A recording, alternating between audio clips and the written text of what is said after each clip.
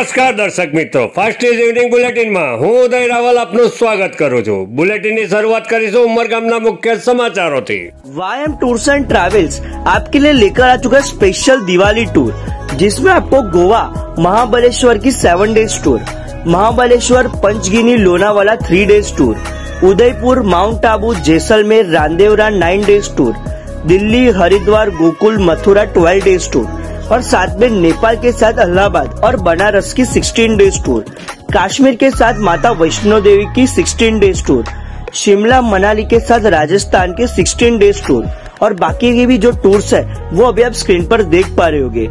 वायम tours and travels पिछले 30 साल से इस फील्ड में है और इन्होंने ऐसी कई सारी ट्रिप्स कर चुके हैं और बाकी की डिटेल्स के लिए आप स्क्रीन पर दिए गए नंबर पर कांटेक्ट कर सकते हो और ऑफिस भी विजिट कर सकते हो। So must visit Vayam tours and travels. વૈશ્વિક નેતા અને ભારતના વડાપ્રધાન નરેન્દ્રભાઈ મોદીના જન્મદિવસ નિમિત્તે ઉમરગામ તાલુકામાં વિવિધ કાર્યક્રમોનું આયોજન કરવામાં આવ્યું હતું। ધારાસભ્ય રમણભાઈ પાટકર, તાલુકા ભાજપ પ્રમુખ દિલીપભાઈ ભંડારી તથા ઉમરગામના ઉદ્યોગકારોએ પ્રધાનમંત્રી નરેન્દ્રભાઈ મોદીના જન્મદિવસ નિમિત્તે શુભકામના પાઠવી હતી। રાષ્ટ્ર સર્વોપરીની ભાવના સાથે જીવનની એક એક ક્ષણ રાષ્ટ્રને સમર્પિત કરનાર કર્મઠ વડાપ્રધાન નરેન્દ્રભાઈ મોદીના જન્મદિવસ નિમિત્તે उमरगाम इंडस्ट्रीज एसोसिएशन प्रमुख नरेश बांटियाए जन्मदिवस की शुभकामना पाठवी थी। नमस्कार। हमारे प्रिय प्रधानमंत्री जी श्री नरेंद्र भाई मोदी जी का आज 73वां साल 73rd ईयर कंप्लीट हुआ है। मैं अपने दिलो जान से उनको बहुत बहुत शुभकामनाएं देता हूं और उनके लीडरशिप में जो हमारे देश ने तरक्की की है, हम लोग जिंदगी भर उनके ऋणी हैं और ऋणी रहेंगे। और मेरा ये मानना है कि जैसे सोने को जितना तपाते हैं उतना सोना खरा होता है, तो अपने हर उम्र के पड़ाव पर हमारे मोदी जी और स्ट्रांग बने और स्वस्थ रहें और हमारे देश को बहुत उन्नति करवाएं। हम मोदी जी के साथ थे, साथ हैं और साथ रहेंगे और उनकी लीडरशिप में हमको अटूट विश्वास है। जय हिंद। आज वडाप्रधान नरेंद्रभाई मोदीना जन्मदिवस निमित्ते नारगोल दरिया किनारे सेवा पखवाड़िया अंतर्गत स्वच्छता अभियान प्रारंभ करायो हतो। स्वच्छता अभियान में नारगोल ग्राम पंचायत, स्वामी विवेकानंद गुजरात राज्य युवा बोर्ड, मरीन पोलीस मथकना जवानों तथा मोटी संख्या में ग्रामजनों जोड़ाया था। भाई मोदी साहेब ना जन्मदिवस निमित्ते भारत सरकारना स्वच्छता अभियान अंतर्गत नारगोल ग्राम पंचायत की टीम साथे नारगोल मरीन पोलीस स्टेशन पर स्वच्छता अभियान में जोड़ाયેલ છે અને નારગોલ વડવી સાહેબ તેમજ એમની ટીમ અને સમગ્ર ગ્રામજનો સાથે આજે અમે સફાઈ અભિયાનમાં ભાગ લીધો છે। મોદીજીના જે સ્વચ્છ ભારત અભિયાનને જે રીતે એ લોકો સ્વચ્છ ભારત રાખવા માંગે છે એવી જ રીતે નારગોલ ગામને પણ અમે સ્વચ્છ અને સુંદર આવી રીતે બનાવવા માંગીએ છીએ અને આજના એમના જન્મદિન નિમિત્તે એક સફાઈ અભિયાનનું આયોજન કર્યું। ઉમરગામ તાલુકાના ધોળીપાડા ખાતે ધારાસભ્ય રમણભાઈ પાટકર અને મામલતદારની ઉપસ્થિતિમાં સેવા સેતુ કાર્યક્રમનો પ્રારંભ કરાયો હતો। સરકારના વિવિધ વિભાગોના પડતર પ્રશ્નોનો એક જ સ્થળેથી સામૂહિક રીતે નિકાલ લાવવા દર વર્ષે રાજ્ય સરકાર દ્વારા સેવા સેતુ કાર્યક્રમનું આયોજન કરવામાં આવે છે। ધોળીપાડા ખાતે યોજાયેલ સેવા સેતુ કાર્યક્રમમાં મહેસૂલ વિભાગ, પંચાયત વિભાગ, વીજ વિભાગ, પુરવઠા વિભાગ સહિત વિવિધ વિભાગોના અરજદારો ઉપસ્થિત રહ્યા હતા। કાર્યક્રમમાં ઉપસ્થિતોએ સ્વચ્છતાના આગ્રહી બનવા શપથ ગ્રહણ કર્યા હતા। વાપી રેલવે કરનાળાની બાજુમાં મોટરસાયકલ સવાર ખાડામાં પટકાયો હતો।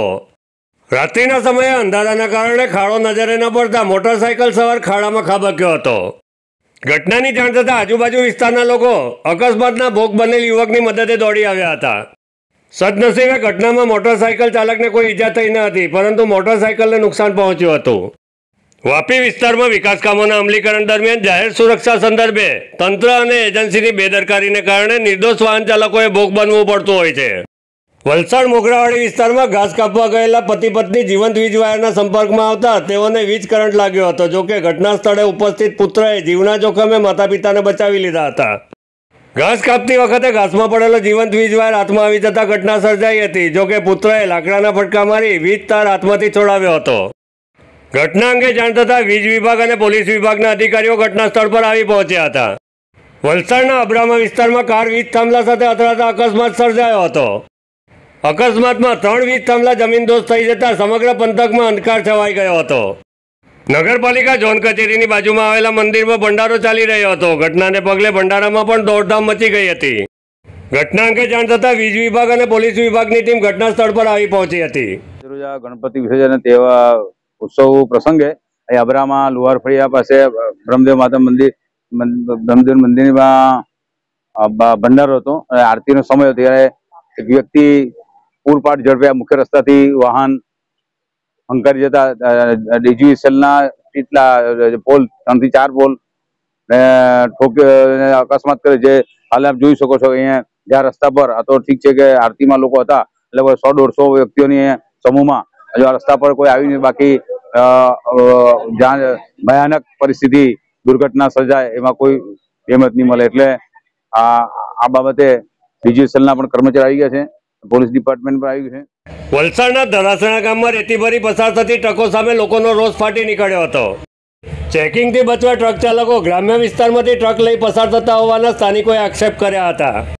રેતી ભરેલી ટ્રકના ચાલકે વળાંક લેતી વખતે મકાનને અને મોટરસાયકલને નુકસાન પહોંચાડ્યું હતું, જેને કારણે મામલો વણસ્યો હતો. ઘટના અંગે જાણ થતાં ખાણ ખનીજ વિભાગ અને પોલીસની ટીમ ઘટના સ્થળ પર પહોંચી હતી અને કાયદેસરની કાર્યવાહી હાથ ધરી હતી. ઘટનામાં બિલ્લીમોરા ઢોલાઈ બાજુથી રેતી ભરેલી ટ્રક અહીંયાથી વારંવાર બેફામ રીત અને પૂર ઝડપે પણ હંકારે છે. અચાનક એ લોકોને કંઈક ટીપ મળી હશે, અગાડી કોઈ ઊભા હતા એટલે એવો ભરેલી ગાડી ઉલટી દિશામાં ઘુમાવવા માટે મારા બાણામાં કોઈ પણ જાતની આ પૂર ઝડપે આ લોકોએ અંદર નાખી દીધી મારા બાણામાં અને પછાડી મારી ગાડી, પછાડી એક બીજી અમારી બાઈક હતી. અમે નાના પડે તો એ લોકો અંદર રાખીને મારું બાણું ને બધું બગાડ નાખે છે. આ એ લોકો કહે છે કે ગધેડાની લીઝ હોય એવું બધા વાત કરે છે, પણ આજુબાજુના વિસ્તારમાં કોઈ તો કે ગધેડા પણ છે નથી. આ રેતી કેવી રીતે કાઢે જ મોટો પ્રશ્ન છે. ફાસ્ટ ન્યૂઝ ઇવનિંગ બુલેટિનમાં આજે બસ આટલું જ. આવતીકાલે ફરી મળીશું. નમસ્કાર.